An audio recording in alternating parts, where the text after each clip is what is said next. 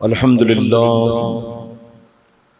للہ رب العالمین والعاقبۃ للمتقین والصلاة والسلام علی سید الانبیاء والمرسلین اما بعد فاعوذ باللہ من الشیطان الرجیم بسم اللہ الرحمن الرحیم الا ان اولیاء اللہ لا خوف علیہم ولا هم یحزنون صدق اللہ مولانا العلی العظیم۔ پڑھیں الصلاۃ والسلام علیک یا رسول اللہ، الصلاۃ والسلام علیک یا حبیب اللہ، الصلاۃ والسلام علیک یا نبی اللہ وعلی آلک واصحابک یا نور اللہ صلی اللہ تعالی علیہ وسلم۔ رب کعبہ کی بارگاہ میں دعا ہے مولا اپنے حبیب صاحب الاولاق صلی اللہ تعالی علیہ وسلم کے صدق و طفیل ہم تمام حاضرین اور سامعین کو تو ماہ رمضان کی برکتوں سے بھرپور مالا مال فرما۔ مولا تو نے ہمیں جہنم سے رہائی والا عشرہ عطا کیا، تو اپنے محبوب کے صدق و طفیل اس عشرے کے جانے سے پہلے ہم سب کو، ہمارے والدین کو، ہمارے اہل و عیال کو اور تمام ایمان والے بھائیوں اور بہنوں کو جہنم سے رہائی کا پروانہ عطا فرما، اور ہمیں موت آنے سے پہلے ایک مرتبہ ماہ رمضان مدینے میں نصیب فرما۔ میرے پیارے آقا علیہ الصلوۃ والتسلیم کے پیارے دیوانوں، اللہ رب العزت کا بے پناہ کرم اور احسان کہ ہم اور آپ خیر و عافیت کے ساتھ ماہ رمضان کے تیسرے اور آخری عشرے میں داخل ہو چکے ہیں۔ ماہ رمضان کی 21 تاریخ مغرب کے بعد شروع ہو چکی ہے، اور 21 تاریخ یہ تیسرے عشرے کی پہلی تاریخ ہے، اور آخری عشرے کی طاق راتوں میں یہ پہلی طاق رات ہے۔ اور ساتھ ہی آپ جانتے ہیں کہ یہ 21 رمضان المبارک کی تاریخ مولا کائنات مولا علی کرم اللہ وجہ الکریم کی تاریخ شہادت بھی ہے۔ تو میرے پیارے آقا کے پیارے دیوانوں، اس 21 تاریخ کے ساتھ ایک تاریخ بھی جڑی ہے، اور اس 21 تاریخ کے ساتھ بہت سارے فیوز و برکات بھی جڑے ہوئے ہیں۔ آج کی ہماری یہ خاص محفل مولا کائنات کی بارگاہ میں خراج عقیدت پیش کرنے کے لیے منعقد کی گئی ہے۔ میرے پیارے آقا علیہ الصلوۃ والتسلیم کے پیارے دیوانوں، اہل سنت والجماعت کے لوگ جو وقتاً فوقتاً بزرگان دین کی بارگاہ میں خراج عقیدت پیش کرتے ہیں، ان کے نام پر نظر و نیاز کا اہتمام کرتے ہیں، یا ان کا عرس پاک یا ان کی تاریخ وصال یا تاریخ ولادت یا تاریخ شہادت مناتے ہیں، تو ان تمام چیزوں کا صرف ایک ہی مقصد ہے کہ ہم یہ سب کچھ کر کے ان اللہ والوں کی محبت کا ثبوت دیا کرتے ہیں۔ مولا کائنات کے نام پر محفل ہم نے اس لیے سجایا کیونکہ ہم ان سے پیار کرتے ہیں۔ کبھی صدیق اکبر کے نام پر محفل سجتی ہے، کبھی سیدنا عمر فاروق اعظم کے نام پر، کبھی سیدنا سرکار غوث اعظم کے نام پر، کبھی سلطان الہند عطائے رسول خواجہ غریب نواز کے نام پر۔ تو بزرگان دین کے نام پر نظر و نیاز کا اہتمام ہو، عرس پاک کا اہتمام ہو، جلسے جلوس ہو، قرآن خوانی ہو یا محفلیں ہوں، ان تمام چیزوں کا ایک ہی مقصد ہے کہ ہم یہ سب کچھ کر کے ان کی بارگاہ میں خراج عقیدت پیش کرتے ہیں اور اپنی محبت کا ثبوت دیا کرتے ہیں۔ میرے پیارے آقا کے پیارے دیوانوں، اللہ کے پیارے محبوب صلی اللہ علیہ وسلم نے 1450 سال پہلے فرمایا کہ جو جس سے محبت کرے گا قیامت کے دن اس کو اسی کے ساتھ اٹھایا جائے گا۔ تو مولا کائنات کے نام پر ہم نے محفل کی، اگر اللہ نے قیامت کے دن مولا کائنات کے قدموں میں ہمیں اور آپ کو جگہ عطا کر دی تو ظاہر ہے کہ ہم سے بڑھ کر خوش نصیب اور کون ہو سکتا ہے۔ میرے پیارے آقا کے پیارے دیوانوں، حضرت علی کرم اللہ وجہ الکریم، یہ حضور اکرم صلی اللہ علیہ وسلم کے سگے چچا جناب ابو طالب کے بیٹے، مکہ معظمہ میں ایک مرتبہ قحط پڑا، قحط کی وجہ سے لوگوں کا گزارا کرنا بڑا مشکل ہو گیا۔ قحط کا مطلب سوکھا پڑ گیا، آسمان سے بارش نہیں ہو رہی ہے، کھانے پینے کی چیزیں دھیرے دھیرے ختم ہو رہی ہیں، کھیت کھلیان میں کھیتی باڑی نہیں ہو رہی ہے، باغوں میں پھل نہیں ہو رہے ہیں، تو جو کچھ جمع تھا دھیرے دھیرے ختم ہونے کے قریب آ گیا، لوگ پریشان تھے۔ تو حضور اکرم صلی اللہ علیہ وسلم نے اپنی چچا حضرت عباس رضی اللہ تعالیٰ عنہ سے کہا کہ چلو، ابو طالب کثیر العیال ہے، یعنی بچے زیادہ ہیں، اس وقت آدمی کا خود گزارا کرنا مشکل، ایسے میں بچے زیادہ ہوں تو اور مشکل ہو جاتا ہے، تو چلو ابو طالب کے کچھ بچے ہم گود لے لیتے ہیں تاکہ ان کی مدد ہو جائے۔ اب وہ دونوں حضرات پہنچے اور جناب ابو طالب سے کہا کہ ہم تمہارے بچوں کو گود لینے آئے ہیں، تو انہوں نے کہا کہ تم عقیل کو مت لینا، اس کے علاوہ جس کو لینا چاہو لے لو۔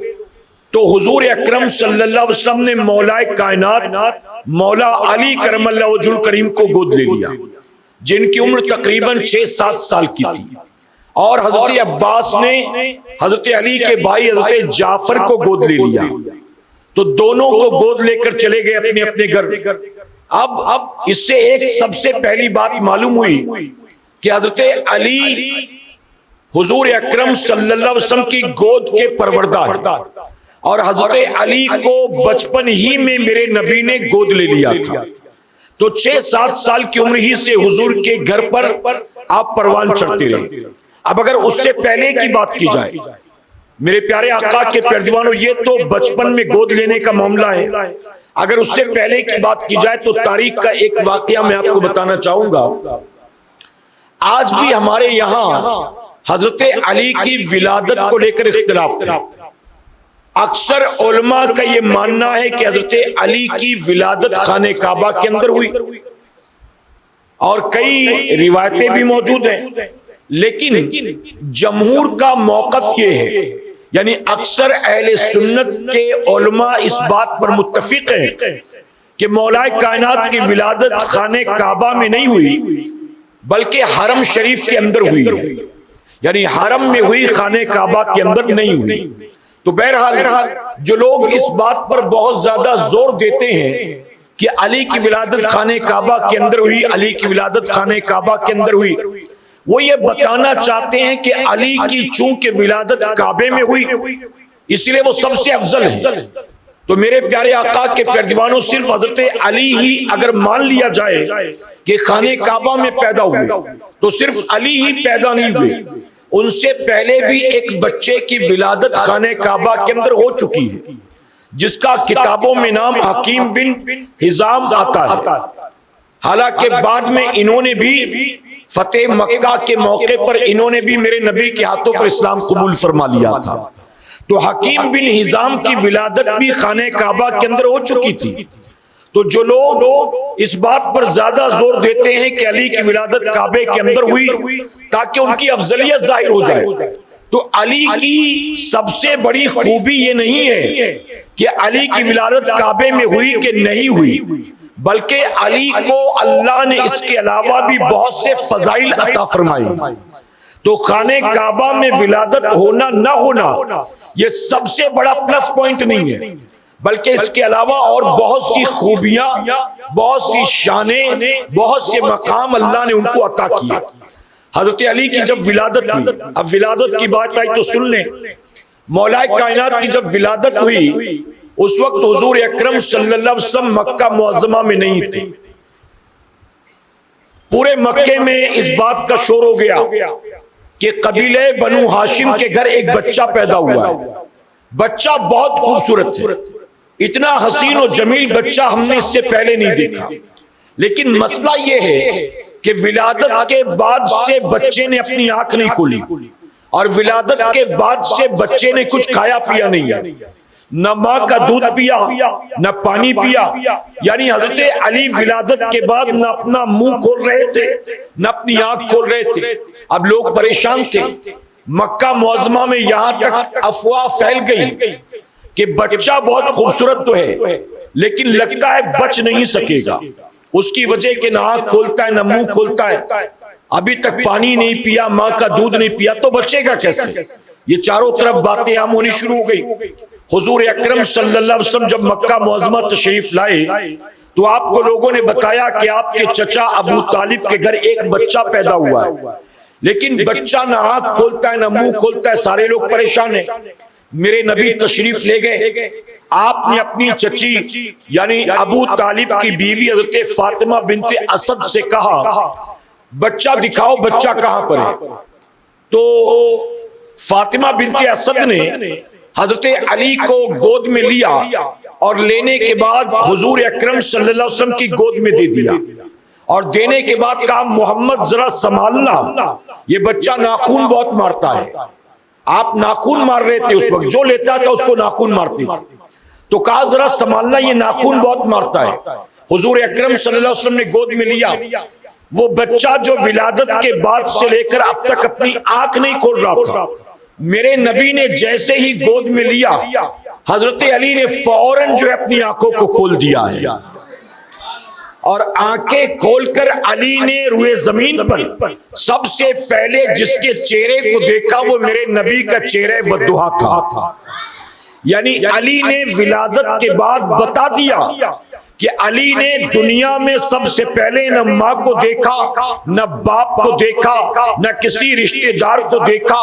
علی نے سب سے پہلے دیکھا تو اسے دیکھا جس سے زیادہ حسین و جمیل رب نے کسی کو پیدا ہی نہیں فرمایا. تو جب آنکھ کھل گئی لوگوں کو اطمینان ہوا کہ چلو بچے نے آنکھ تو کھولی. اب چچی نے کہا کہ منہ بھی نہیں کھول رہا ہے، اب کچھ ایسا کر دیں کہ منہ بھی کھول دے. تو میرے نبی مسکرائے. آپ نے اپنا لعاب دہن نکالا یعنی تھوک شریف نکالا، اور نکالنے کے بعد حضرت علی کے منہ کے قریب لے گئے. ماں کئی بار کوشش کر چکی تھی دودھ پلانے کی، لیکن علی نے اپنے منہ کو نہیں کھولا تھا. لیکن جیسے ہی میرے آقا اپنا لعاب دہن ان کے منہ کے قریب لے گئے، حضرت علی نے فوراً اپنے منہ کو کھولا اور نبی کے لعاب دہن کو چوسنا شروع کر دیا. یعنی زمین پر آنے کے بعد علی نے سب سے پہلے جس چیز کو اپنے حلق کے نیچے اتارا وہ میرے نبی کا لعاب دہن تھا، اور جس کی گھٹی میں نبی کا لعاب ملا ہو اللہ ظاہر ہے کہ اس کے دل کو بھی کھول دے گا، اس کے دماغ کو بھی کھول دے گا. اسی لیے تو اللہ نے ان کے دل دماغ کو ایسا کھولا کہ نبی فرماتے ہیں میں علم کا شہر ہوں، علی اس کا دروازہ ہے. میں علم کا شہر ہوں، علی اس کا دروازہ ہے. میرے پیارے آقا کے پیروانوں، اب بچپن سے میرے نبی ان کو گود لے کر پروان چڑھا رہے ہیں. جب اللہ تبارک تعالیٰ نے حضور اکرم صلی اللہ علیہ وسلم کو حکم دیا کہ اب نبی ہونے کا اعلان کر دو، میرے آقا اعلان نبوت سے پہلے راتوں کو اٹھ کر نماز پڑھتے تھے اپنے گھر میں. آپ راتوں کو نماز پڑھتے تھے. ایک رات حضرت علی کی آنکھ کھلی تھی، دیکھا حضور نماز پڑھ رہے ہیں. اس وقت نہ اعلان نبوت فرمایا تھا نہ نماز فرض ہوئی تھی. حضرت علی نے ایک رات دیکھا تو حضور سجدے میں، دوسری رات دیکھا تو حضور قیام میں، تیسری رات دیکھا تو حضور رکوع میں. تو سوال کیا کہ اے محمد صلی اللہ علیہ وسلم یہ راتوں کو اٹھ اٹھ کر آپ کیا کرتے؟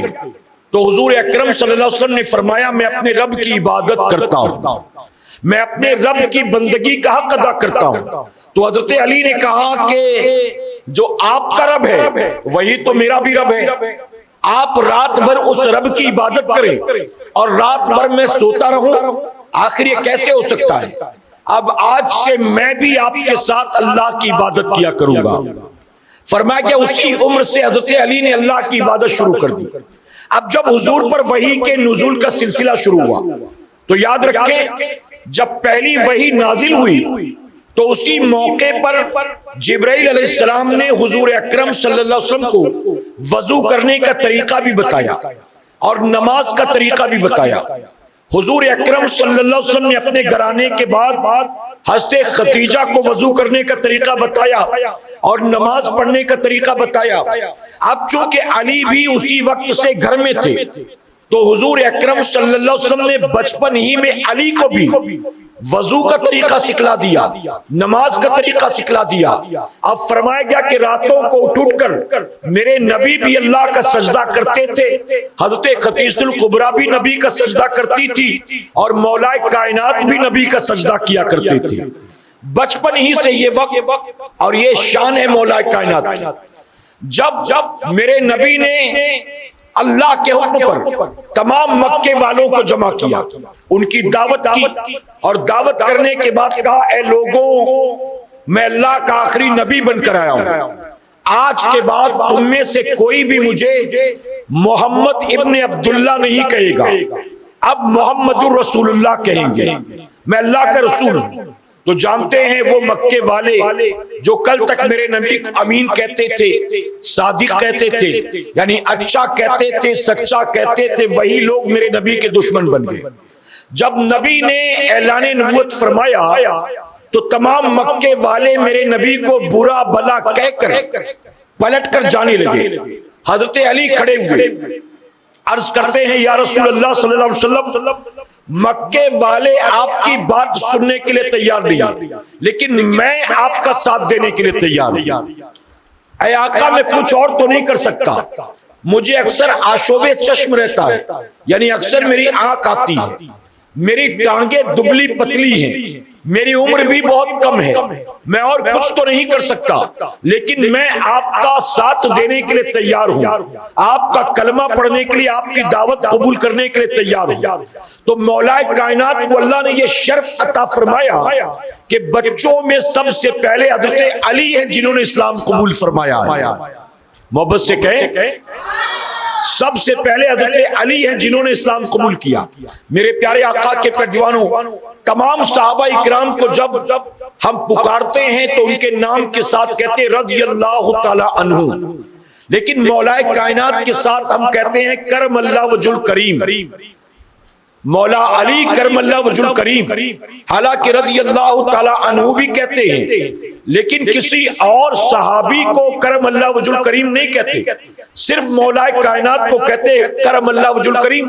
اس کی وجہ کیا ہے میرے پیارے آقا کے پیارے؟ اس کی سب سے بڑی وجہ یہ ہے کہ فرمایا گیا تمام صحابہ میں دو صحابی ایسے ہیں جنہوں نے حضور کے ہاتھوں پر کلمہ پڑھنے سے پہلے بھی کبھی کفر و شرک نہیں کیا، یعنی حضور کے ہاتھوں پر کلمہ پڑھنے سے پہلے بھی وہ مومن ہی تھے۔ اور وہ دو کون ہیں؟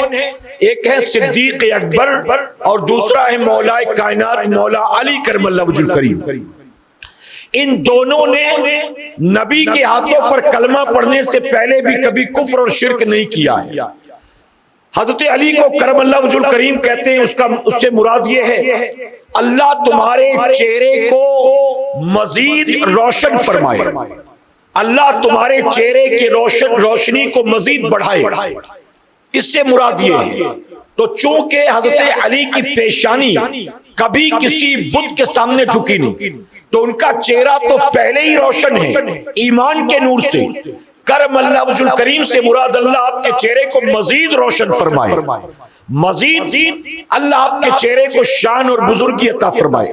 میرے پیارے آقا کے پردیوانوں، مولا کائنات مولا علی کرم اللہ وجہ الکریم قبول اسلام کے بعد دن رات اپنے نبی کے ساتھ رہے، ہر وقت نبی کے ساتھ رہے.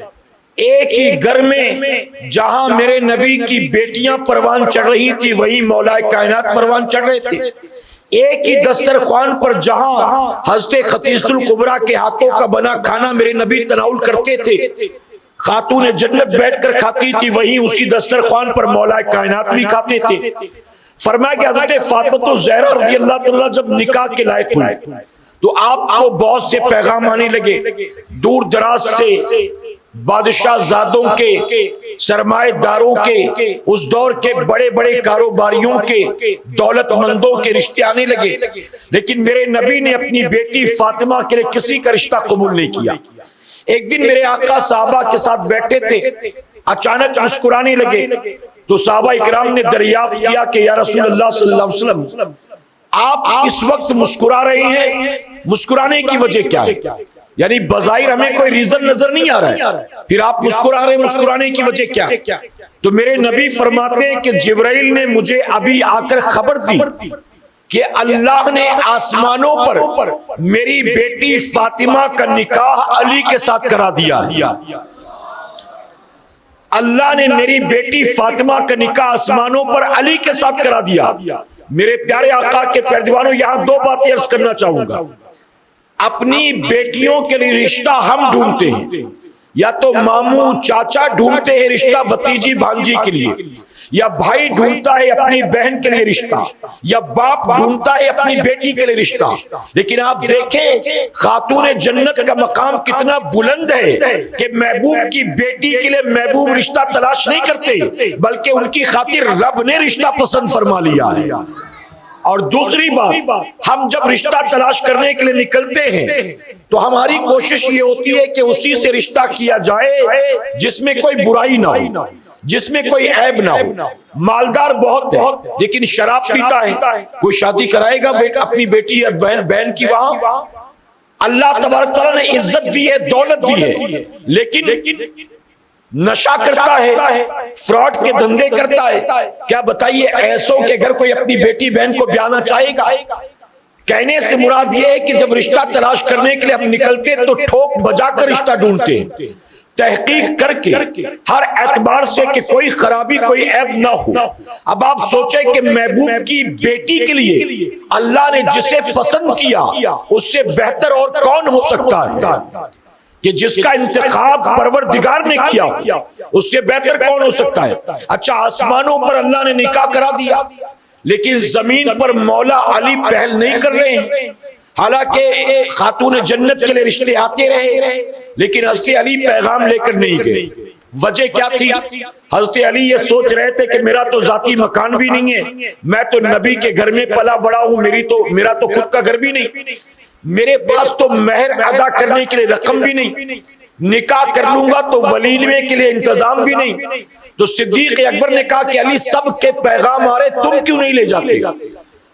تو مولا کائنات نے کہا کہ میں کیسے جاؤں، میرے پاس تو گھر بھی نہیں ہے، میں کیسے جاؤں، میرے پاس تو مہر کا انتظام بھی نہیں ہے، میں کیسے جاؤں، میرے پاس تو ولیمے کی کوئی تیاری بھی نہیں ہے. تو صدیق اکبر نے کہا تم پیغام لے تو جاؤ، اگر نبی نے پیغام قبول کر لیا تو یہ سارا انتظام ہم خود کر دیں گے، سارا انتظام خود کر دیں گے، تم پہل تو کرو. میرے پیارے آقا کے پیروانوں، پتہ چلا وہ لوگ جو علی سے محبتوں کے دعوے کرتے ہیں اور صحابہ کو گالیاں دیتے ہیں، صدیق اکبر کو، عمر فاروق اعظم کو، عثمان غنی کو برا بھلا کہتے ہیں، ان ظالموں کو ان صحابہ کا احسان ماننا چاہیے. علی تو خود پیغام لے کر جا نہیں رہے تھے، اگر پیغام کے لیے آمادہ کیا ہے تو انہی صحابہ نے آمادہ کیا ہے، اور باقاعدہ انہی صحابہ نے یعنی صدیق اکبر نے، عثمان غنی نے مولا کائنات کے مہر کا بھی انتظام کیا، ولیمے کا بھی انتظام کیا، مکان کا بھی انتظام کیا. تو حضرت علی کا خاتون جنت سے نکاح ہوا ہے تو اس پر جو اہل بیت سے محبت کے دعوے کرتے ہیں انہیں صدیق اکبر کا، عثمان غنی کا احسان ماننا چاہیے، بلکہ مولا کائنات کی محبت کی آڑ میں ان کو گالیاں دیتے ہیں. حضرت علی گئے حضور کی بارگاہ میں پیغام لے کر، لیکن جب پہنچے تو ہمت نہ ہوئی، چپ چاپ بیٹھ گئے. خود نبی نے فرمایا علی بتاؤ کیسے آنا ہوا؟ تو حضرت علی عرض کرتے ہیں یا رسول اللہ صلی اللہ علیہ وسلم میں فاطمہ کے لیے پیغام لے کر آیا ہوں، فاطمہ کے لیے رشتہ لے کر آیا ہوں۔ تو جانتے میرے نبی نے مسکرا کر کیا کہا؟ میرے نبی نے کہا مسکرا کر کہ علی رکو میں اپنی بیٹی فاطمہ سے مشورہ کر لیتا ہوں، اپنی بیٹی فاطمہ سے مشورہ کر لیتا ہوں۔ یہاں پر قیامت تک آنے والے مسلمانوں کو نبی نے پیغام دیا۔ اب بتائیے اگر نبی اسی موقع پر ہاں کہہ دیتے، کہتے ٹھیک ہے مجھے تمہارا رشتہ منظور ہے، تیاری کرو میں بیٹی کا نکاح تمہارے ساتھ کرا دوں گا، تو کیا بتائیے خاتون جنت انکار کرتی؟ اپنے نبی کے انتخاب کو یا مولا علی سے نکاح کرنے کے لیے خاتون جنت منع کرتی؟ ہرگز نہیں، وہ تو قبول کر لیتی بے چوچرا۔ لیکن نبی قیامت تک آنے والی امت کی تربیت کرنا چاہتی تھی، اسی لیے آپ نے فرمایا کہ رکو میں بیٹی سے مشورہ کرتا ہوں۔ گویا میرے نبی نے بتا دیا اپنی بیٹی یا بیٹے کے لیے کہیں رشتہ پسند کرو تو بات پکی کرنے سے پہلے اپنے بچوں سے بھی مشورہ کر لو، یعنی جس کی شادی کرانی ہے اس سے پہلے مشورہ کر لو، اسے بھی کنونس کر لو، اسے بھی راضی کر لو، اس کے بعد بات پکی کرو۔ ورنہ ہوتا کیا ہے؟ ورنہ ہوتا یہ ہے کہ آج کے دور میں بھی ہم نے دیکھا، پہلے دور میں بھی ہم نے دیکھا، ماں باپ اپنے بیٹے اور بیٹی کو دھمکی دیتے ہیں تو کتنا بھی ہوا میں اڑ لے تیری شادی تو وہی ہوگی، تیری شادی تو میری بہن کے بیٹے سے ہی ہوگی، تیری شادی تو میرے بھائی کی بیٹی سے ہوگی۔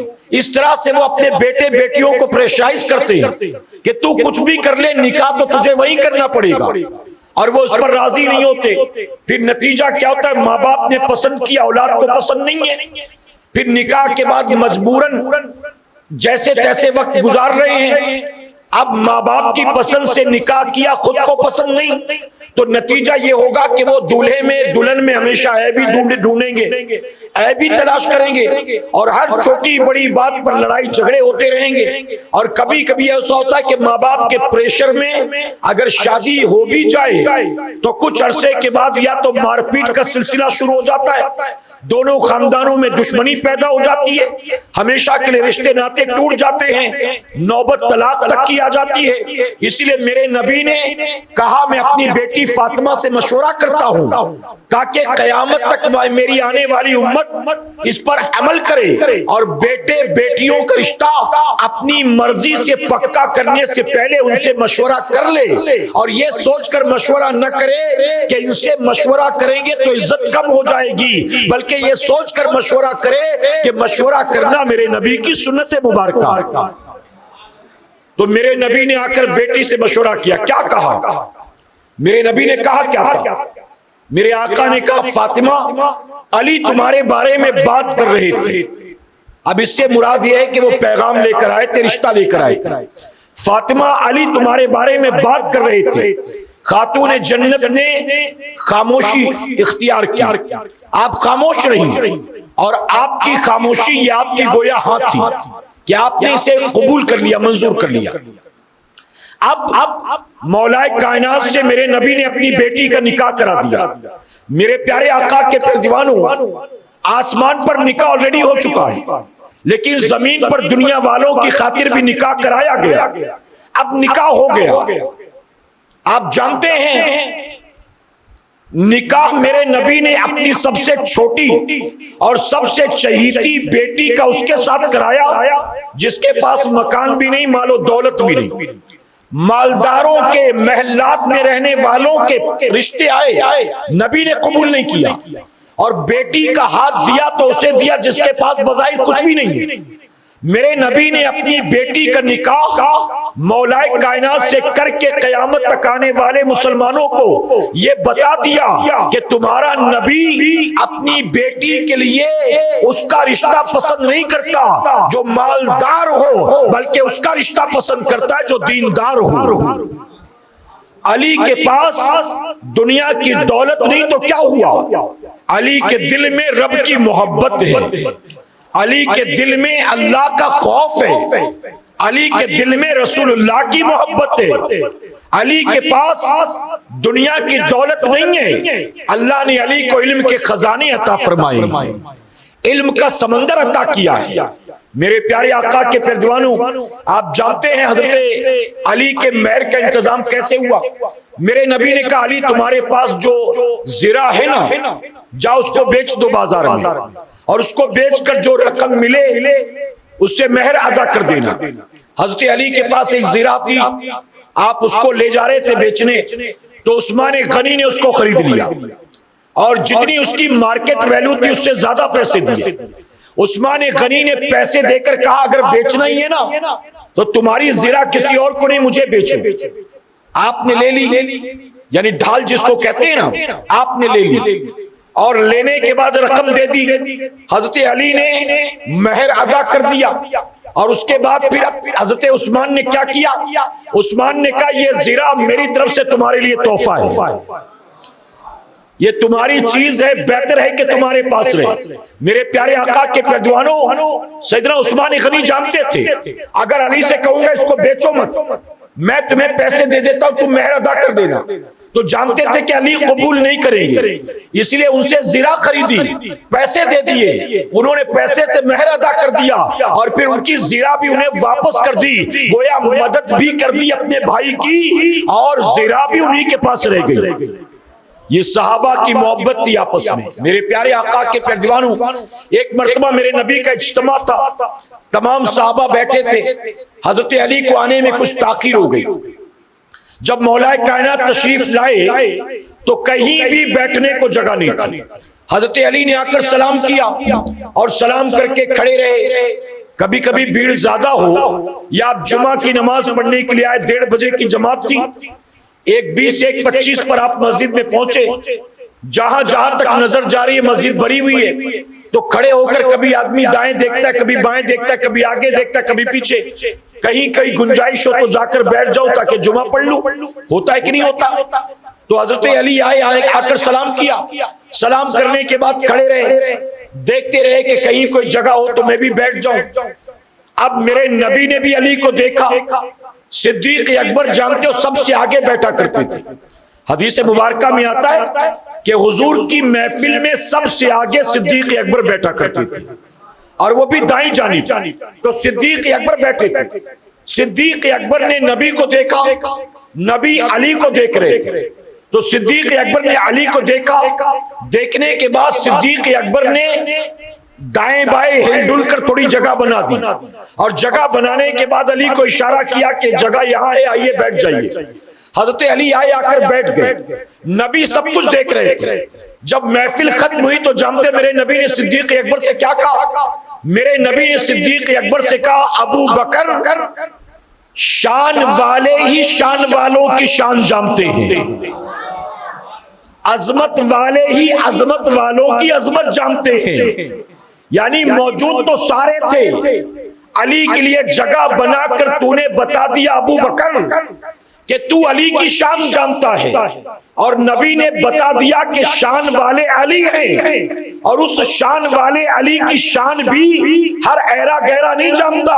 ابو بکر تو شان والا ہے، اس لیے تو نے اسے جان لیا ہے۔ یہ مولا علی کی شان جو میرے نبی نے بیان کی۔ ایک مرتبہ مولا کائنات مولا علی کرم اللہ وجہ الکریم کچھ دیر ہو گئی جماعت میں شریک ہونے کے لیے، مسجد نبوی شریف میں جماعت کھڑی ہو چکی تھی۔ جیسے مثال کے طور پر آپ کو پتا ہو کہ 8:30 بجے کی یا 8:45 بجے کی عشاء، اور کسی کام میں الجھے رہ گئے، اور پتا چلا کہ اب تو 9 بجنے میں 10 منٹ باقی ہے، جماعت کھڑی ہو چکی ہوگی۔ آپ جیسے تیسے بھاگ کر جا رہے ہیں کہ جماعت مل جائے، آج میں کام میں پھنسا رہ گیا، جماعت کھڑی ہو گئی، چلو جلدی سے جاؤں تاکہ جماعت ملے۔ مولا کائنات کسی کام میں تھے مصروف، اور آپ کو پتا چلا کہ جماعت کھڑی ہو گئی، تو گھر سے نکلے تیزی کے ساتھ مسجد نبوی شریف کی طرف جانے کے لیے۔ اب تیزی سے چلے جا رہے تھے، راستے میں آپ نے دیکھا ایک بوڑھا آدمی کمر جھکی ہوئی ہے، آہستہ آہستہ وہ بھی چلا جا رہا ہے۔ اب جب مولا کائنات نے اس بوڑھے کو دیکھا کہ وہ بھی مسجد نبوی شریف کی طرف چلا جا رہا ہے، تو اب آپ نے اپنی رفتار کو دھیما کر لیا۔ کیوں؟ نبی نے اس بات کی تعلیم دی ہے کہ اپنے بڑوں کا احترام کرو اور چھوٹوں سے محبت کرو۔ بڑوں کا احترام کرو، چھوٹوں سے محبت کرو۔ تو علی نے دیکھا کہ بوڑھا آدمی مسجد کی طرف جا رہا ہے، اب میں اس کو کراس کر کے آگے نکل جاؤں، یہ نبی کی تعلیم کے خلاف۔ آپ نے رفتار کو دھیما کر لیا، اب وہ آدمی دھیرے دھیرے چل رہا ہے، بڑھاپے کی وجہ سے، کمزوری کی وجہ سے۔ حضرت علی بھی اس کے پیچھے پیچھے چل پڑے، لیکن دل میں اس بات کا ملال ہے، رنج ہے کہ اس کی وجہ سے میری جماعت چھوٹ جائے گی۔ یہ آہستہ آہستہ چل رہا ہے، میں تیزی سے جاتا جماعت مل جاتی، لیکن اب اس کی وجہ سے رفتار دھیمی کر لی، اب اس کی وجہ سے لگتا ہے جماعت نہیں ملے گی۔ لیکن ہوا ایسا کہ جب مسجد نبوی شریف کے قریب آپ پہنچے تو وہ بوڑھا آدمی مسجد میں نہیں گیا، بلکہ وہ آگے بڑھ گیا۔ اب جب آگے بڑھا تو علی کو افسوس ہوا، ارے یہ تو مسلمان ہی نہیں ہے، مسجد میں جماعت ہو رہی ہے، میں نے مسجد کے راستے پر جاتا دیکھا تو سمجھا نماز جا رہا ہوگا، لیکن یہ تو مسجد میں گیا نہیں، سیدھے نکل گیا، لگتا ہے کوئی یہودی ہے، باہری آدمی ہے، کسی کے گھر مہمان ہوگا، رشتہ دار ہوگا۔ اب علی کو اور افسوس ہوا کہ اب اس یہودی کے چکر میں میری جماعت چلی گئی۔ لیکن جب علی مسجد میں داخل ہوئے تو کیا دیکھا؟ آپ نے دیکھا کہ میرے نبی رکوع کی حالت میں ہیں اور سارے مقتدی بھی رکوع کی حالت میں ہیں۔ اب علی نے دیکھا کہ سارے کے سارے رکوع میں، تو فوراً آپ بھی گئے رکوع میں شامل ہو گئے، اور آپ کو پتا رکوع مل گیا تو پوری رکعت مل جاتی ہے، اور رکعت مل گئی تو جماعت مل جاتی ہے۔ تو علی خوش ہوئے کہ چلو رکوع مل گیا، اس کا مطلب جماعت کے ثواب سے محروم نہیں رہا، جماعت مل گئی۔ اب علی نے جب رکوع کے بعد کھڑے ہوئے سجدے میں گئے تو پتا چلا کہ یہ تو پہلی رکعت ہے ابھی تک، یعنی میں تاخیر سے آیا، رکوع ملا تو سوچا کہ تیسری چوتھی رکعت ہوگی، لیکن پتا چلا کہ یہ تو پہلی رکعت ہے۔ اب جب پوری رکعت مل گئی، سلام پھیرا، تو سلام پھیرنے کے بعد نبی پلٹے اور پلٹ کر علی کو دیکھا، اور علی کو دیکھ کر نبی نے کہا علی کہاں رہ گئے تھے، آنے میں دیر کیوں ہو گئی؟ تو علی نے سارا معاملہ بیان کر دیا، میں کام میں الجھا تھا، پھر تیزی سے چلا آ رہا تھا کہ جماعت مل جائے۔ ایک بوڑھے آدمی کو دیکھا، اس کے احترام میں رفتار دھیمی کر دی، لیکن بعد میں پتا چلا کہ مسلمان ہی نہیں ہے۔ مجھے افسوس ہوا، لیکن اللہ کا شکر ہے کہ جماعت مل گئی۔ تو جانتے میرے نبی نے کیا فرمایا؟ نبی فرماتے علی یہی تو میں سوچ رہا تھا کہ آخر علی کہاں رہ گیا، کس کام میں مصروف تھا۔ جب میں پہلی رکعت کے رکوع میں گیا تو جبرائیل آئے، اور جبرائیل نے میری کمر کو آ کر پکڑ لیا اور کہا یا رسول اللہ ابھی اٹھنا مت، ابھی علی آ رہے ہیں، ابھی اٹھنا مت، ابھی علی آ رہے ہیں۔ اور جب تم جماعت میں شریک ہو گئے تو جبرائیل نے میری کمر کو چھوڑ دیا، اسی لیے میں سوچ رہا تھا کہ علی بھلا کہاں رہ گیا کہ جبرائیل نے میری کمر کو پکڑ لیا۔ اب پتا چلا کہ علی نے نبی کے فرمان پر عمل کرتے ہوئے ایک بوڑھے آدمی کا احترام کیا، نتیجہ کیا ہوا؟ اللہ نے ان کو پوری 4 رکعت بجماعت پڑھنے کا موقع عطا کر دیا۔ علی نبی کے فرمان پر عمل کریں، اور اللہ جبرائیل کو بھیج کر نبی کو رکوع میں روک دے کہ جب تک علی نہ آئے رکوع سے نہ اٹھنا۔ آپ سوچیں اس علی کی شان کیا ہوگی جس علی کے لیے نبی رکوع طویل کرتے ہیں، اس علی کی شان کیا ہوگی جس علی کے بیٹوں کے لیے نبی سجدہ طویل کرتے ہیں، اس علی کی شان کیا ہوگی جس علی کی ایک قضا نماز کے لیے اللہ ڈوبے سورج کو پھر سے پلٹا دیتا۔ میرے پیارے آقا کے پیارے دیوانوں، ہم مولائے کائنات سے لاکھ محبتوں کے دعوے کریں، لیکن میں ذمہ داری کے ساتھ کہتا ہوں صرف زبانی جمع خرچ یہ اہل بیت کی محبت نہیں ہے۔ اگر اہل بیت سے واقعی پیار ہے تو اس پیار کی اصل دلیل یہ ہے کہ ہماری سیرت، ہمارا اخلاق، ہمارا کردار، ہمارے معاملات ان اللہ والوں کی طرح ہونے چاہیے۔ صبح شام زبان سے گالی دیں اور محفل میں آئیں تو علی علی بھی کر لیں، دن رات لوگوں کی غیبت و چغلی کریں، اور محفل میں آئیں تو نعرے حیدری بھی لگا لیں، اپنے ماں باپ کو معاذ اللہ لعن طعن کریں، جھڑکیاں دیں، دھمکیاں دیں، اور محفل میں آ جائیں تو اہل بیت کی محبت کا دم بھی بھریں۔ یہ اصل اہل بیت کی محبت نہیں ہے۔ علی نے نبی کے فرمان پر عمل کرتے ہوئے ایک بوڑھے آدمی کا احترام کیا، جس کو نہ جانتے تھے نہ پہچانتے تھے نہ رشتہ ناتا تھا، صرف بوڑھا تھا، تو نبی کے فرمان پر عمل کر کے اس کا احترام کیا۔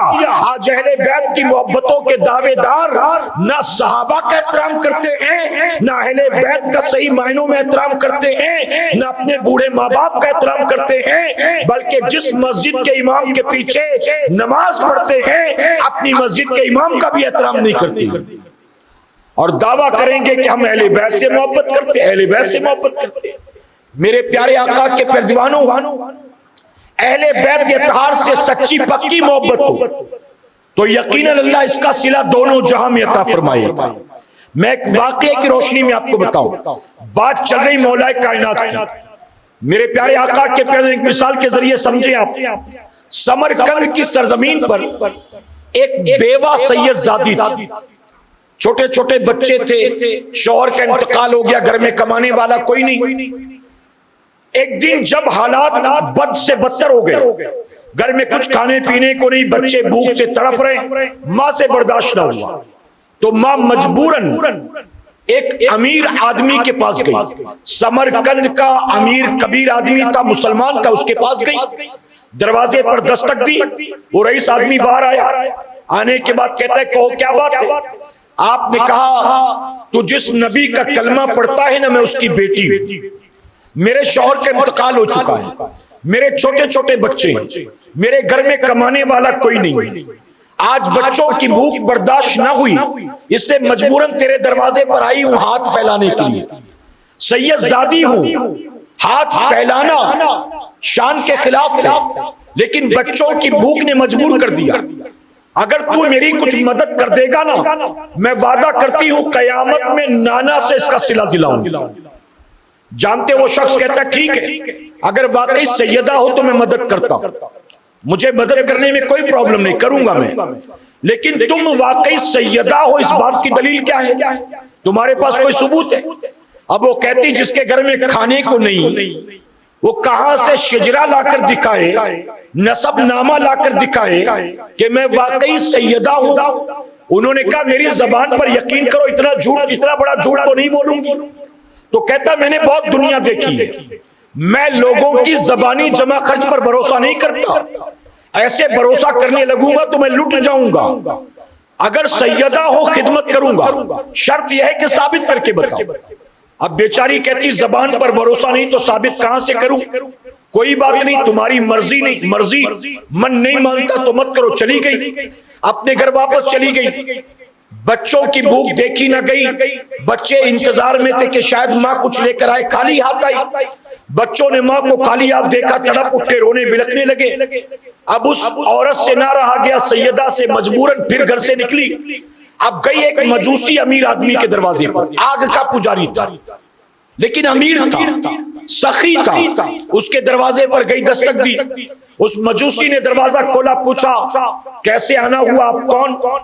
تو کہتی ہیں میں ایک بیوہ ہوں، میرے چھوٹے چھوٹے بچے ہیں، گھر میں کمانے والا کوئی نہیں، اور میں مسلمانوں کے نبی کی بیٹی ہوں، میں مسلمانوں کے نبی کی خاندان سے ان کی بیٹی ہوں، اگر آپ مجھے کچھ مدد کر دیں گے نا تو آپ کا بڑا احسان ہو جائے گا۔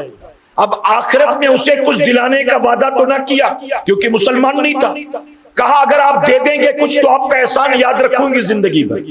وہ شخص کہتا ہے کہ بہن میں اگرچہ مجوسی ہوں، مسلمان نہیں، لیکن میں مسلمانوں کے نبی کا بہت احترام کرتا ہوں، میں نے ان کی سیرت پڑھی ہے، میں نے ان کی زندگی پڑھی ہے، میں ان کے بہت عزت کرتا ہوں، اگر واقعی تم ان کی بیٹی ہو نا تو میں تمہاری مدد کے لیے تیار ہوں، آج کے بعد تمہاری اور تمہارے بچوں کی ساری ذمہ داری میں اپنے اوپر لیتا ہوں، میں گھر میں کھانا تیار کرواتا ہوں، کمرہ تیار کرواتا ہوں، جاؤ اپنے بچوں کو لے کر آؤ، جب تک دوسرا انتظام نہیں ہوتا میرے گھر رہو گی، میرے گھر کھاؤ گی پیو گی، اور کوئی فکر کرنے کی ضرورت نہیں، آج سے تم میری مہمان اور تمہاری ساری ذمہ داری میری۔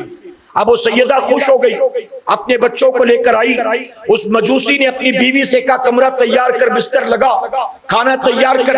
اب جب وہ لوگ آ گئے تو کھانا کھلایا، بستر لگایا، آرام کرنے کے لیے بستر پر لٹا دیا، اب رات کا اندھیرا چھایا، سمرقند میں سارے لوگ اطمینان سے سو رہے ہیں، وہ امیر کبیر مسلمان بھی سو رہا تھا۔ اس نے خواب میں دیکھا جنت کا ایک بڑا عالی شان خوبصورت حد نظر تک کشادہ محل، محل کے دروازے پر رسول اللہ تشریف فرمائے۔ وہ قریب گیا، قریب جا کر کہتا ہے یا رسول اللہ صلی اللہ علیہ وسلم یہ محل کس کے لیے؟ تو میرے نبی نے فرمایا یہ محل مسلمانوں کے لیے، یہ محل مسلمانوں کے لیے۔ تو امیر مسلمان کہتا ہے خوش ہو کر کہ اگر یہ محل مسلمانوں کے لیے ہے تو یا رسول اللہ یہ محل مجھے عطا فرما دیجیے۔ تو میرے نبی نے فرمایا تمہیں یہ محل دے دوں، کیوں؟ اس نے کہا کیونکہ میں مسلمان ہوں۔ تو میرے نبی نے فرمایا اچھا تم مسلمان ہو؟ اگر واقعی تم مسلمان ہو نا تو مسلمان ہونے کی کوئی دلیل لے کر آؤ، مسلمان ہونے کا کوئی ثبوت لے کر آؤ۔ اس نے کہا یا رسول اللہ میری زبان پر بھروسہ کرے، میں مسلمان ہونے کی دلیل کیا لے کر آؤں؟ میری زبان پر بھروسہ کرے۔ میرے نبی فرماتے میری بیٹی تیرے گھر پر آئی تھی، اگر تو نے میری بیٹی کی زبان پر بھروسہ کر لیا ہوتا نا آج میں تیری زبان پر بھروسہ کر لیتا۔ تو نے بن دلیل کے میری بیٹی کو سید نہ مانا، میں بھی تجھے بنا ثبوت کے مسلمان نہیں مانتا، چل نکل جا یہاں سے۔ یہ کہہ کر میرے آقا نے اس کو دور کر دیا۔ اب اس کی آنکھ کھل گئی گھبراہٹ میں، آنکھ کھلی تو غلطی کا احساس ہوا، رات کے اندھیرے میں نکلا کہ چلو اس سیدہ کو تلاش کروں، معافی تلافی کروں، گھر لے کر آؤں تاکہ جنت کا محل مل جائے۔ اب تلاش کرتے کرتے جب گلی کوچوں میں بھٹک رہا تھا تو پتا چلا کہ وہ سیدہ تو فلاں مجوسی کے گھر کی مہمان بنی۔ رات کے اندھیرے میں گیا، دروازے پر دستک دی، مجوسی نے دروازہ کھولا، اسے دیکھا تو پوچھا کیسے آنا ہوا؟ یہ شخص کہتا ہے کہ مجھے پتا چلا ہے کہ میرے نبی کی ایک بیٹی اپنے بچوں کے ساتھ تمہارے گھر کی مہمان بنی ہے، انہیں لینے کے لیے آیا، ان کو میرے حوالے کر دو۔ اس نے کہا میں اپنے مہمان تمہارے حوالے کیوں کروں؟ تو وہ مسلمان کہتا ہے وہ میرے نبی کی بیٹی ہے، ہمارا حق زیادہ ہے، اس لیے ان کو ہمارے حوالے کر دو۔ تو کہا تمہارے گھر تو گئی تھی، تب تم نے کیوں نہیں رکھا؟ اس کے بعد میرے پاس آئی تو میں نے رکھ لیا، میں تمہیں نہیں دوں گا۔ تو وہ امیر آدمی کہنے لگا کہ کام کرو 1000 دینار لے لو، 1000 دینار لے لو، ان کو ہمارے حوالے کر دو۔ تو مجوسی مسکرا کر کہتا ہے اچھا اتنا سستا سودا، 1000 دینار میں تجھے جنت کا محل دے دوں، 1000 دینار میں جنت کا محل دے دوں۔ اب وہ مسلمان پریشان کہ اس کو کیسے پتا جنت کے محل کے بارے میں؟ کہتا ہے اچھا تو نے بھی وہ جنت کا محل دیکھ لیا کیا؟ مجوسی کہتا ہاں میں نے بھی دیکھ لیا۔ تو مسلمان کہتا ہے تو نے دیکھ بھی لیا تو کیا فائدہ، تو مجوسی ہے، تو اس جنت کے محل میں کہاں جائے گا؟ تو جانتے ہو مجوسی کہتا ہے ارے جس نے جنت کا محل دکھایا ہے اس نے مجھے کلمہ بھی پڑھا دیا ہے، میں نے تمہارے نبی کی بیٹی کی خدمت کی، میرے نبی نے ایسا کرم فرمایا، خواب میں تشریف لے آئے، آپ نے کلمہ پڑھایا ہے اور ساتھ ہی شکریہ بھی ادا کیا۔ پھر میں بیدار ہوا، اس سیدہ کے ہاتھوں پر میں نے بھی کلمہ پڑھا، میری بیوی نے بھی کلمہ پڑھا، میری بیٹی نے بھی کلمہ پڑھا، اور جس نبی نے تجھے جنت کے محل سے دور کر دیا اسی نبی نے مجھے جنت کا پروانہ عطا کر دیا۔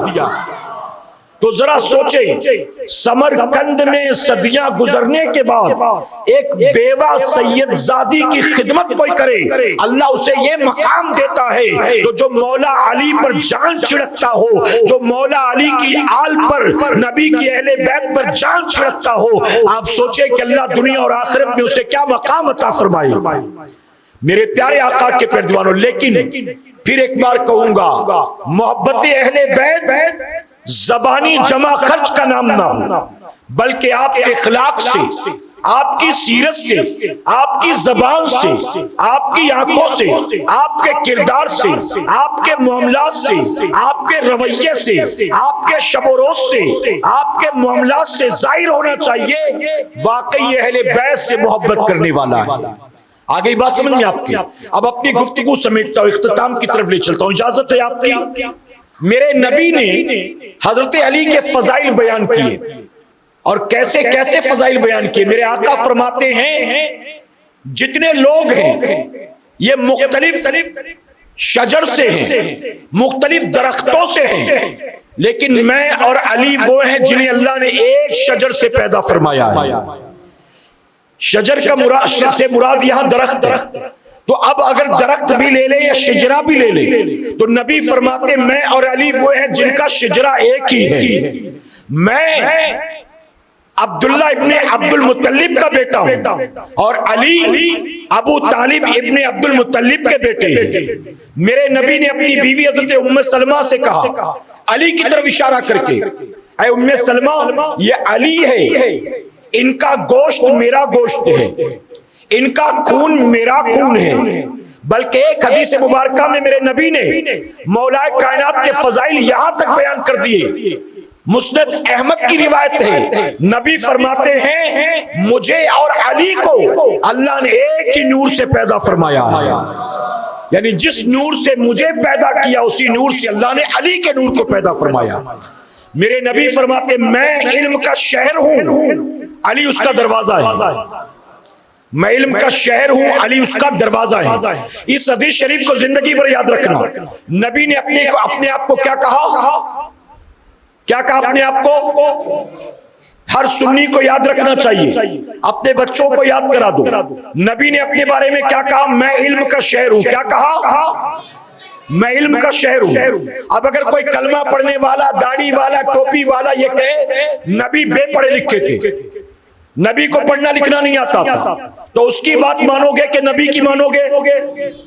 نبی اپنے بارے میں کہے میں علم کا شہر ہوں اور یہ خود کہتا ہے نبی پڑھے لکھے نہیں تھے, تو ہم کہیں گے تو نے کون سا اسلام پڑھا ہے, تو نے کون سی بخاری اور مسلم پڑھا ہے؟ میرے پیارے آقا کے پیروانوں, جس نبی پر اللہ نے قرآن کو نازل کیا اس قرآن کو حفظ کر کے لوگ حافظ بن جائیں. نبی پر نازل ہوئے قرآن کو پڑھ کر بندہ حافظ قرآن بنے, اور جس نبی پر قرآن نازل ہوا وہ نبی کو پڑھنا لکھنا نہیں آتا تھا. معاذ اللہ. پتہ چلا ان کا عقیدہ نبی کے فرمان کے خلاف. تو جو نبی کے فرمان کے خلاف عقیدہ رکھے وہ مسلمان ہے. نبی فرماتے میں علم کا شہر, علی اس کے دروازے. اب شہر نہیں دکھاؤں گا, آؤ چلو دروازے پہ چلتے ہیں. شہر میں بعد میں جانا, چلو دروازے پر. جسے نبی نے علم کے شہر کا دروازہ کہا, اس علم کے شہر کے دروازے کے علم کا عالم دیکھو. علی فرماتے ہیں اگر میری اونٹنی کی نکیل کھو جائے میں اسے بھی قرآن کے ذریعے تلاش کر لوں گا. یعنی اللہ نے مجھے وہ علم دیا ہے کہ میں اونٹنی کی نکیل بھی قرآن کے ذریعے تلاش کر لوں. علی فرماتے ہیں جو کچھ قرآن میں ہے وہ سب کا سب سورہ فاتحہ میں ہے, اور جو کچھ سورہ فاتحہ میں ہے وہ سارا کا سارا بسم اللہ الرحمن الرحیم میں ہے. اور فرماتے جو کچھ بسم اللہ الرحمن الرحیم میں ہے وہ سارا کا سارا بسم اللہ کی بے میں ہے. اور آگے فرماتے جو کچھ بسم اللہ کی بے میں ہے وہ سب کا سب بسم اللہ کے بے کے نقطے میں ہے. اور آگے فرماتے میں علی اس بے کا نقطہ ہوں, میں علی اس بے کا نقطہ ہوں. پتہ چلا جو کچھ قرآن میں ہے وہ سب کچھ علی کے پاس ہے. اور علی کی شان کیا ہے لوگ ہضم نہیں کر پاتے. اچھا علی کی شان ہو یا صحابہ کی شان ہو یا نبی کی شان ہو یا غوث و خواجہ کی شان ہو, اس کے لیے ہاضمہ سنی والا ہونا چاہیے. ہر کوئی ہضم نہیں کر پاتا, اس کو ہضم وہ کرتا ہے جس کا ہاضمہ سنیوں والا ہوتا ہے, اہل سنت والجماعت سے جس کا تعلق ہوتا ہے. حضرت علی فرمایا کہ جب گھوڑے پر آپ سوار ہوتے ہیں نا تو آپ گھوڑے کی رکاب پر ایک پاؤں رکھتے تھے. توجہ سے سنیے گا, گھوڑے پر چڑھنے کے لیے جو نیچے بنا ہوتا ہے نا ہینڈل نما جس پر پیر رکھ کر چڑھتے ہیں, تو گھوڑے کی رکاب پر ایک پاؤں رکھتے اور دوسرا پاؤں اوپر رکھنے سے پہلے گھوڑے کی پشت پر سوار ہونے سے پہلے علی پورے قرآن کی تلاوت مکمل کر لیتے تھے. بہت سے لوگ کہتے ہیں کیسے ممکن ہے, کیسے ممکن ہے؟ ارے ایک پاؤں رکھ دیا اور دوسرا پاؤں بڑھا لیا, اب بیٹھنے میں 30 سیکنڈ 40 سیکنڈ 60 سیکنڈ اس سے زیادہ کیا لگنا ہے؟ ایسا تو نہیں کہ آدھا گھنٹہ لگے گا، ایک پاؤں رکھ دیا، دوسرے پاؤں سے لٹکے رہے قرآن پڑھتے رہے پھر چڑھے، کیسے پاسبل ہے؟ میرے پیارے آقا کے پیارے دیوانوں، ہم کہتے ہیں مولا کائنات ایک پاؤں گھوڑے کی رکاب پر رکھتے اور پشت پر سوار ہونے سے پہلے پورا قرآن پڑھ لیتے۔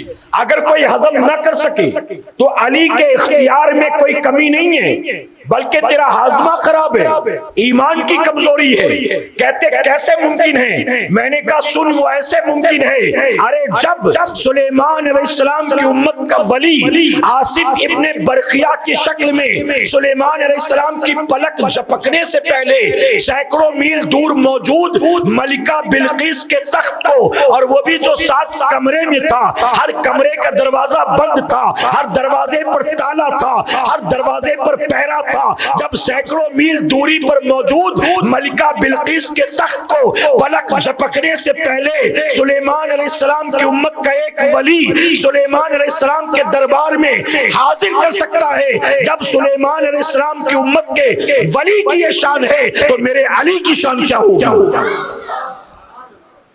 اب بھی سمجھ میں نہ آئے تو ہم کہیں گے تیرے ایمان کا جنازہ ہی نکل چکا ہے۔ آصف ابن برقیہ کی کرامت قرآن سے ثابت، اسے مانے گا، اور علی کی یہ کرامت قرآن میں نہیں تو نہیں مانے گا۔ ارے سلیمان علیہ السلام کی امت کے ولی کی کرامت مانو، اور نبی کی امت میں جو سب ولیوں کا فرمایا کہ جب تک مولا علی اجازت نہ دے دیں اور سیدنا غوث اعظم مہر نہ لگا دیں، اللہ کسی کو مقام ولایت ہی نہیں دیتا ہے۔ تو جن کے گھر سے ولایت بٹتی ہے، جن کو اللہ نے جنت کی شہنشاہی عطا کی ہے، آپ سوچیں کیا ان کی یہ کرامت نہیں ہوگی؟ اور میرے پیارے آقا کے پیروانوں پھر بھی جو ہضم نہ کر سکے، میں اس سے کہتا ہوں کہ سنو، مولا علی گھوڑے کی ایک رکاب پر پاؤں رکھتے اور پشت پر سوار ہونے سے پہلے پورا قرآن پڑھ لیتے۔ اگر تجھے یہ بھی ہضم نہیں ہوتا اتنے شارٹ ٹائم میں کیسے ممکن ہے؟ تو اسی علی کا ایک بیٹا جس کو ہم سلطان الہند کہتے ہیں، جو سینکڑوں سال کے بعد ہندوستان کی سرزمین پر آیا، اور جب اس پر ظلم کی بنیاد پانی بند کیا گیا تو ایک چھوٹے سے کاسے میں، ایک چھوٹے سے کوزے میں 16 کلومیٹر لمبی انا ساگر کو اس نے قید کر لیا۔ جب علی کا بیٹا ایک چھوٹے سے پیالے میں 16 کلومیٹر لمبی چوڑی دریا کو، نہر کو قید کر سکتا ہے، جب علی کے بیٹے کا یہ عالم ہے تو علی کا عالم کیا ہوگا؟ اور میرے پیارے آقا کے پیروانوں اب یہاں یہ ماننا پڑے گا، جب علم کے شہر کے دروازے کے علم کا یہ عالم ہے تو جو سراپا علم کا شہر ہے ان کے علم کا عالم کیا ہوگا؟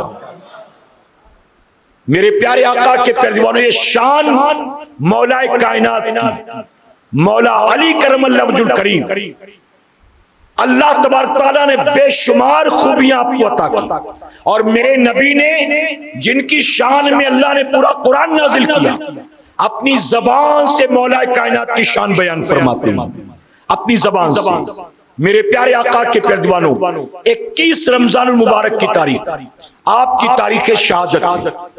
ایک فتنہ جو سیدنا عثمان غنی کے زمانے میں بہت زیادہ عروج پر تھا، عبداللہ ابن سبا کا فتنہ، یہ یہودی تھا لیکن لوگوں میں گھل مل کر مسلمان ظاہر کرتا تھا اپنے آپ کو، تو اسے کہتے ہیں منافق، ٹھیک ہے، جس کا ظاہر مسلمانوں والا ہو عقیدہ مسلمانوں والا نہ ہو، اسے کیا کہتے ہیں؟ آج کی سوسائٹی میں بہت سے منافق پائے جاتے ہیں۔ میرے پیارے آقا کے پیروانوں داڑھی بھی ہے، ٹوپی بھی ہے، کرتا پیجامہ بھی ہے، لیکن جے جے کار بھی کر رہے ہیں، یہاں بھی جا رہے، ہاتھ بھی جوڑ رہے، سر بھی جھکا رہے۔ آپ بتائیے یہ مسلمان ہے کسی اینگل سے؟ یہ منافق ہیں جن کا ظاہری لبادہ مسلمانوں والا لیکن اندر سے یہ مسلمان نہیں ہے۔ تو عبداللہ ابن سبا کا فتنہ پیدا ہوا۔ یہ عبداللہ ابن سبا جانتے ہو کتنا بڑا منافق تھا؟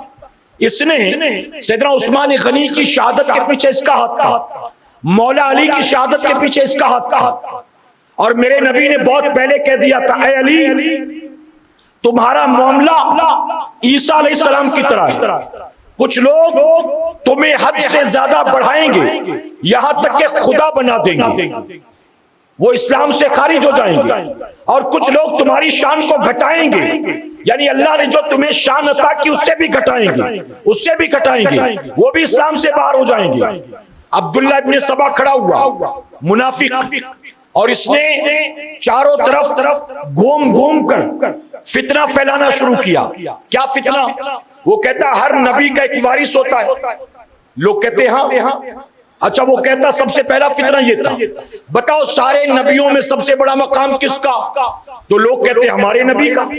مسلمان کیا کہے گا؟ یہی کہے گا نا، رسول اللہ صلی اللہ علیہ وسلم کا۔ تو کہتا کہ جب سب سے بڑا مرتبہ ہمارے نبی کا ہے تو مجھے تعجب ہے، عیسیٰ علیہ السلام کو تو اللہ نے آسمان پر اٹھا لیا، آج بھی زندہ ہیں، اور نبی کو اللہ نے موت کے گھاٹ اتار دیا۔ عیسیٰ جن کی شان ہمارے نبی سے کم، وہ آسمانوں پر زندہ ہیں، قیامت کے قریب پھر آئیں گے، اور ہمارے نبی کا انتقال ہو گیا، وہ مر کر مٹی میں مل گئے۔ لوگ کہتے ہیں ہاں بات تو صحیح کر رہے۔ پھر وہ کہتا اچھا چھوڑو اس کو، اب مجھے بتاؤ، دیکھیں کیسے وہ دماغ خراب کرتے ہیں، کیسے لوگوں کا ذہن خراب کیا جاتا ہے۔ اس نے کہا اچھا مجھے یہ بتاؤ، ہر نبی کا کوئی نہ کوئی وارث ہوتا ہے؟ لوگ کہتے ہیں ہاں۔ وہ کہتا ہمارے نبی کا وارث کون؟ لوگ کہتے علی ہے۔ ظاہر ہے کہ حضور کے کوئی بیٹا نہیں، اور حضور کا خاندان چلے گا خاتون جنت کے ذریعے، تو نبی کے وارث ہوئے علی۔ تو کہتا ہے کہ جب نبی کے وصی اور وارث علی ہیں تو نبی کے پردہ ہونے کرنے کے بعد علی کو خلیفہ بننا چاہیے تھا۔ علی کو خلافت نہیں بنائی دی گئی، ابو بکر کو خلیفہ بنا دیا گیا، عمر کو خلیفہ بنا دیا گیا۔ ان لوگوں نے گویا علی کا حق مارا ہے، کہ معاذ اللہ غصب کیا، یہ لوگ غاصب ہیں، انہوں نے علی کا حق مارا، معاذ اللہ یہ خلیفہ بن گئے۔ بہرحال یہ تو چلے گئے، اب عثمان خلیفہ بنے ہیں۔ اگر ہم علی سے پیار کرتے ہیں اور نبی سے پیار کرتے ہیں تو ظالم کہتا ہے کہ ہمیں عثمان کو ہٹانا پڑے گا، علی کو بٹھانا پڑے گا۔ جب تک ہم علی کو خلافت کی کرسی پر بٹھا نہیں لیتے تب تک ہم عاشق رسول ہو ہی نہیں سکتے، تب تک ہم شیعان علی ہو ہی نہیں سکتے، علی کے جانثار ہو ہی نہیں سکتے۔ اب اس نے فتنہ رچا، ملک شام گیا، یمن گیا، کوفہ گیا، مکے گیا، مدینے گیا، بہت سے مسلمان اس کے جھانسے میں آ گئے۔ اس نے ایک محاذ تیار کیا، لوگوں کو موٹیویٹ کیا، برین واشنگ کی، اور سیدنا عثمان غنی کو شہید کر دیا۔ جبکہ جانتے ہو سیدنا عثمان غنی کے گھر کا جب محاذ کیا گیا تو علی نے اپنے بیٹے امام حسن حسین کو بھیجا اور کہا جاؤ جا کر عثمان کے گھر کی حفاظت کرو، اور عثمان پر آنچ تک نہیں آنا چاہیے۔ یہ لوگ علی کی محبت کے نام پر عثمان غنی کو شہید کرنا چاہتے تھے، اور مولا کائنات خود عثمان غنی کی حفاظت کر رہے تھے۔ اب بتائیے یہ علی کے چاہنے والے ہیں جو علی کی بات نہ مانے؟ اور یہاں تک روایتوں میں آتا ہے بعض لوگوں نے اتنے مبالغے سے کام لیا کہ حضرت علی کو خدا بنا دیا، معاذ اللہ۔ وہ لوگ علی کے پاس آتے، آ کر کہتے علی ہم تمہیں صرف نبی کا داماد نہیں، ہم تو تمہیں معاذ اللہ اپنا خدا مانتے ہیں۔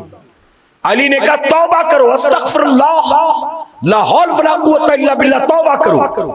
وہ کہتے نہیں ہم تو آپ ہی کو خدا مانتے ہیں، معاذ اللہ۔ یعنی اتنی برین واشنگ کی گئی، اتنا ذہن خراب کیا گیا علی کو خدا، یہاں تک کہ حضرت علی نے ان کو جلا کر مار دیا۔ حضرت علی نے ان کی گردنیں ماری۔ علی نے کہا توبہ کرو ورنہ میں تمہارے خلاف جہاد کروں گا، میں تمہاری گردنیں ماروں گا۔ اور ایسے کئی لوگوں کو علی نے قتل کیا، اور پھر نتیجہ یہ ہوا کہ علی کی محبت میں اس نے کتنا لمبا چوڑا محاذ تیار کیا، اور اسی وجہ سے حضرت امیر معاویہ رضی اللہ عنہ کے ساتھ جنگ ہوئی۔ پھر کئی مسلمانوں میں الگ الگ گروہ بن گئے۔ آخر کار ایک وقت ایسا آیا کہ انہی شیعان علی نے یہ فتویٰ جاری کر دیا علی معاذ اللہ ثم معاذ اللہ کافر ہو چکے، امیر معاویہ معاذ اللہ کافر ہو چکے، عمرو بن عاص معاذ اللہ کافر ہو چکے۔ یعنی یہ لوگ اپنے آپ کو اتنا سچا پکا مسلمان کہلانے لگے کہ حضرت علی ان کی بات نہ مانتے تو کہتے اسلام سے خارج، امیر معاویہ ان کی بات نہ مانے تو اسلام سے خارج۔ اور ان لوگوں نے محاذ تیار کیا، ایک ہی دن میں ان تینوں کو مختلف مقامات پر شہید کیا جائے گا۔ حضرت علی کوفے میں تھے، جناب امیر معاویہ غالباً مدینے میں تھے، عمرو بن عاص جناب امیر معاویہ شام میں تھے، عمرو بن عاص جو تھے مدینے میں تھے۔ اور تینوں کے لیے انہوں نے محاذ تیار کیا، قاتل تیار کیے، اور کہا فجر کی نماز کے وقت ایک ہی دن ایک ہی وقت تینوں پر حملہ کرو اور تینوں کو قتل کر دو، کیونکہ یہ اسلام سے باہر ہو چکے ہیں معاذ اللہ، یعنی ان کے نزدیک وہ مسلمان نہیں تھے۔ عبد الرحمن بن ملجم، اس کو ذمہ داری دی گئی مولا کائنات کو قتل کرنے کی۔ میرے پیارے آقا کے پردوانوں، اس نے حضرت علی کو شہید کر دیا، زہر آلود تلوار سے آپ پر وار کیا، حضرت امیر معاویہ پر بھی حملہ کیا گیا، لیکن آپ بچ گئے، زخمی ہوئے بچ گئے، اور اللہ کی مصلحت عمرو بن عاص اس دن کسی وجہ سے فجر کی نماز میں نہیں آئے تو وہ بچ گئے، نہ زخمی ہوئے نہ شہید ہوئے، لیکن مولا کائنات مولا علی کرم اللہ وجہ الکریم کو اسی فتنے کی بنیاد شہید کر دیا گیا۔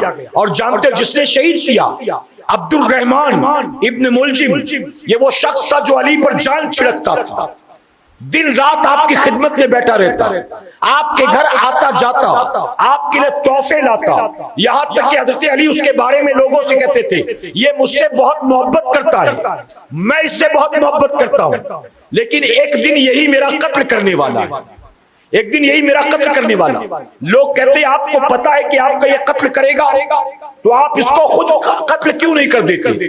تو علی کہتے ہیں میں اسے قتل کیوں کروں، اس کا کوئی جرم تو ہو، اس کا کوئی گناہ تو ہو، یعنی کچھ شریعت کے خلاف کیا ہو تو قتل کروں نا، اس کو میں قتل کیسے کروں؟ لوگ علی سے کہتے کہ آپ ہمیں اجازت دیں کہ ہم قتل کر دیں، تو جانتے مولا کائنات کیا کہتے؟ مولا کائنات کہتے تم میری موت کو موت کے گھاٹ اتارنا چاہتے ہو، ارے اللہ نے جس کے ہاتھوں میری موت لکھی ہے، میری موت سے پہلے وہ نہیں مرنے والا ہے۔ آپ ذرا سوچیں، یعنی مولا کائنات کو پتا تھا یہ میرا قاتل، اچھا اس کو بھی پتا چل گیا تو آ کر مسکرا کر کہتا آپ یہ کیسی بات کرتے ہیں، میں تو آپ سے کتنی محبت کرتا ہوں اور آپ کہتے ہیں کہ میں آپ کا قتل کر دوں گا، ارے میں تو آپ کے دشمن کو برداشت نہیں کرتا، میں آپ کا قتل کروں گا کیسے ہو سکتا ہے، میں تو آپ کو بہت چاہتا ہوں، میں تو جان چھڑکنے کے لیے تیار ہوں آپ پر، پھر آپ میرے بارے میں کہتے ہیں کہ میں آپ کو قتل کروں گا۔ تو علی فرماتے ہیں اللہ نے تیرے نصیب میں لکھا ہوا ہے، اللہ نے تیرے نصیب میں، اور جانتے ہو میرے نبی نے ایک مقام پر فرمایا تھا، آخری بات عرض کرتا ہوں، میرے نبی نے ایک مرتبہ علی سے کہا تھا علی کیا تم جانتے ہو پچھلی امتوں میں سب سے بدترین لوگ کون تھے؟ حضرت علی نے کہا اللہ اور اس کے رسول بہتر جانتے ہیں۔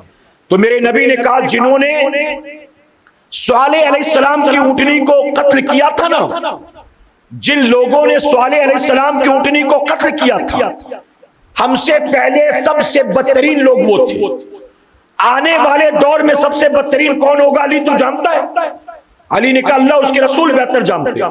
تو میرے نبی نے علی کے سر پر ہاتھ رکھا اور سر پر ہاتھ رکھ کر کہا علی پچھلی امت میں جس نے صالح علیہ السلام کی اونٹنی کو قتل کیا وہ سب سے بدترین لوگ، اور میری امت میں جو تیرے اوپر تلوار چلائے گا وہ سب سے بدترین آدمی ہوگا، سب سے بدترین، اور وہ عبد الرحمن ابن ملجم ہے جس نے مولا کائنات کو ایک بہت بڑے فتنے کے تحت شہید کیا۔ تو 21 رمضان المبارک کی تاریخ اس محفل پاک میں ہم نے آپ کی بارگاہ میں خراج عقیدت پیش کر لیا، اسی طرح یہ آخری عشرے کی پہلی تاکرات تھی، تو اس پہلی تاکرات میں ہم نے اللہ کے ذکر کی محفل بھی سجا لی۔ اللہ کا بے پناہ کرم اور احسان، اللہ توفیق دے اپنے گھروں میں کل دن بھر میں یا نہ ہو سکے تو افطار کے وقت جو بھی ہو سکے مولا علی کی بارگاہ میں خراج عقیدت پیش کرنے کی کوشش کریں۔ اگر افطار کے دسترخوان پر بیٹھیں تو افطار کے دسترخوان پر جو کچھ بنا ہو اسی کو مولا کائنات کی بارگاہ میں فاتحہ پڑھ کر نظر کر دیں۔ اللہ ہم سب کو، ہماری نسلوں کو اہل بیت اطہار سے اور اصحاب رسول سے سچی پکی محبتوں کی توفیق عطا فرمائے۔ درمیان گفتگو مجھ سے جانے انجانے میں کوئی غلطی خامی رہ گئی، آپ سب کو گواہ بنا کر سچے دل سے توبہ کرتا ہوں، رب میری توبہ قبول فرمائے اور ہماری اس محفل پاک کو میرا کریم قبول فرمائے۔ وما علینا الا البلاغ۔ السلام علیکم۔